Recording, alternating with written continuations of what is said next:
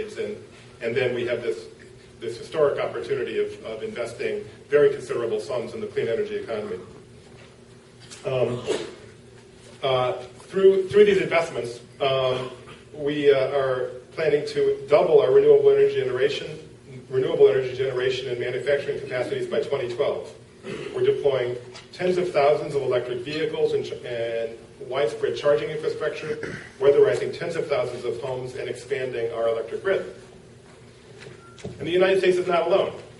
Other countries are also seizing this opportunity. Indeed, the market for clean energy technologies is growing rapidly all over the world.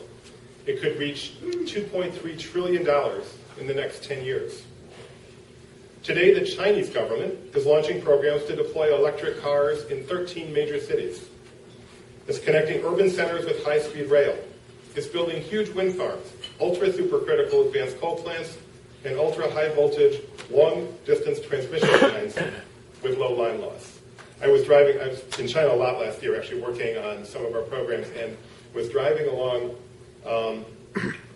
the 8-lane highway between Beijing and Tianjin at about 60, 70 miles an hour when the bullet train came by at like 220 miles an hour. It was really pretty amazing, actually. It's kind of relative speed of about 120, 130 miles to us, which is something you don't experience every day.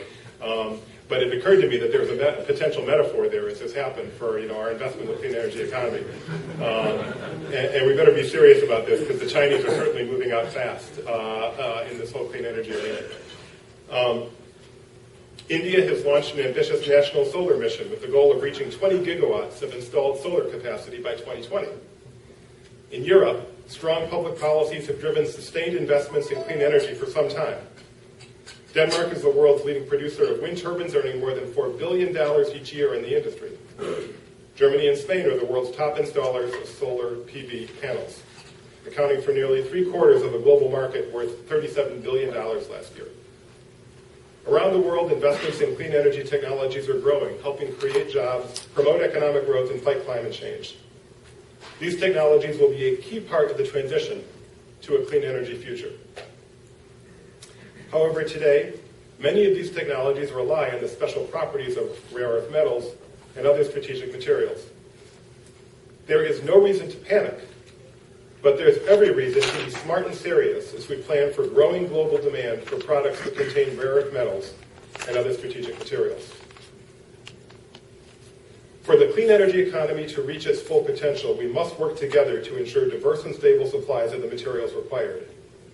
That means working together to diversify global supply chains, as well as investing in manufacturing and processing. It means research and development into substitutes for many applications.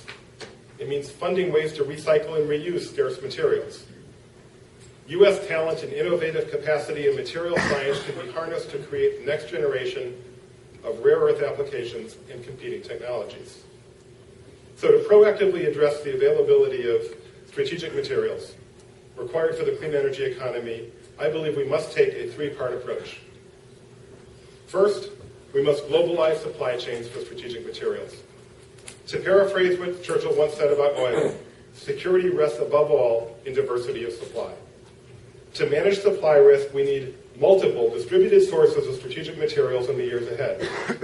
This means taking steps to encourage extraction, refining, and manufacturing here in the United States, as well as encouraging our trading partners to expedite the environmentally sound creation of alternative supplies. The United States will explore investments at all stages of the supply chain, from environmentally sound materials extraction to purification and processing, to the manufacturing of chemicals and components, and finally to end uses. These investments will help the United States strengthen our manufacturing base over the long term. And we will examine issues related to strategic stockpiling of critical materials, especially those with dual-use potential, that is, in both civilian and military applications. So first is diversifying global supply chains. Second, we must develop substitutes.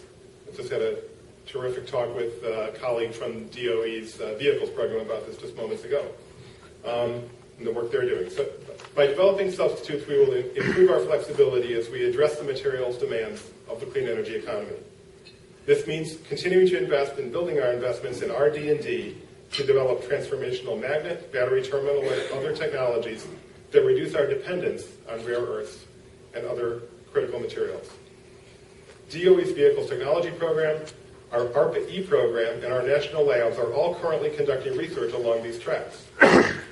The ARPA-E program recently funded a consortium of universities, laboratories, and private companies to conduct research into high-energy permanent magnets that will use domestically available materials while more than doubling energy density over current state-of-the-art technologies. So, first is diversifying global supply chains. Second, developing substitutes. And third, we must promote recycling, reuse, and more efficient use of strategic materials to get more economic value out of each ton of ore extracted and refined. As in the case of GE's turbine blade recycling program, reuse can help mitigate potential supply constraints.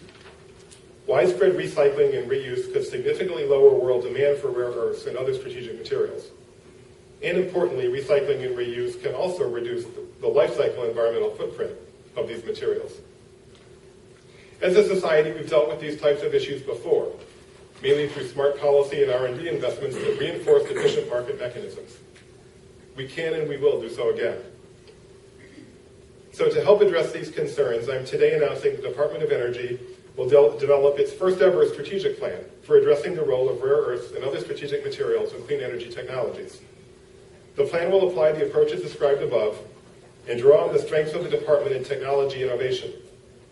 We'll build on the work on these topics already underway, including in DOE's national labs, and work closely with colleagues from agencies throughout the U.S. government. We'll solicit broad public input, including from the stakeholders and experts here in this room. So in conclusion, as I said earlier, there's no reason to panic, but there's every reason to be smart and serious as we plan for growing global demand for products that contain rare earth metals. The United States intends to be a world leader in clean energy technologies. Toward that end, we're shaping the policies and approaches to help prevent disruptions in supply of the materials needed for those technologies. This will involve careful collaborative policy development with a sense of urgency. The United States will develop and implement systematic approaches to building a stable, geographically diverse supply chain, encourage technical innovations to identify substitutes, as well as to minimize the requirements for these materials, and encourage recycling and reuse wherever possible. We'll rely on the creative genius and entrepreneurial ingenuity of the business community to meet an emerging market demand in a competitive fashion. Working together, we can and will meet these challenges. Thank you very much.